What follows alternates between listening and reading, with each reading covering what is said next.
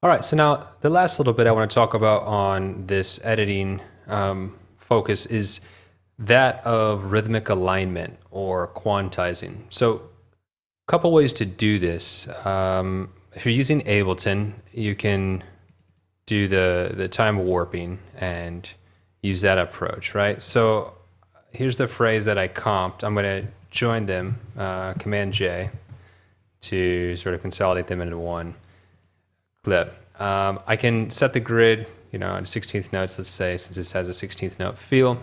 I can select down here, hit Control A or Command A to select all, Command I to insert mark points, and then I can select all again, hit Command U, and then it'll quantize it to 16th notes, right? Let's make sure let's redo that. And you want to set the 16th notes in this clip setting. It's kind of weird; it doesn't automatically sync with that. Maybe there's a setting. Maybe there's a setting you can do that I just don't use. But anyways, now Command U, and if you see, those marker points all line up with the 16th notes. Let's see how that sounds. You can bet that, never gonna sweat that. It sounds very digital, like it's been altered. You can go through the different algorithms. You can bet that, never gonna sweat that. You might get some cool effects here. You can bet that, never gonna sweat. But a lot of times, you can bet that, never gonna sweat.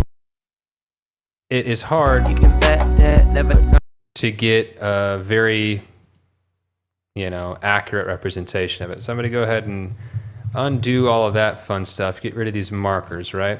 I'm going to go in the old school way before the warp markers was an option, and any DAW you can do this with.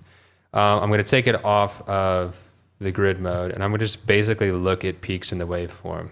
So I'm going to kick this up a bit, just so like we did with the stripping silence section. And I'm going to look for peaks, and I'm going to break the clips by hitting Command E at the beginning of those clips, right? You can bet. And that's basically the beginning of each transient or each word, I guess. And then I'm going to use that to snap to the grid sort of in a more old school fashion. Sometimes the warp markers work really nice for instruments or for other sounds. And sometimes for a vocal it works really good, but I can almost always hear stretching in it and I can't quite get over it. So it's cool, but use it tastefully, just is what I recommend. Okay, now we got all the words separated, right? I'm going to go back to grid. Let's just say 16th notes, right? And make sure, okay, yeah.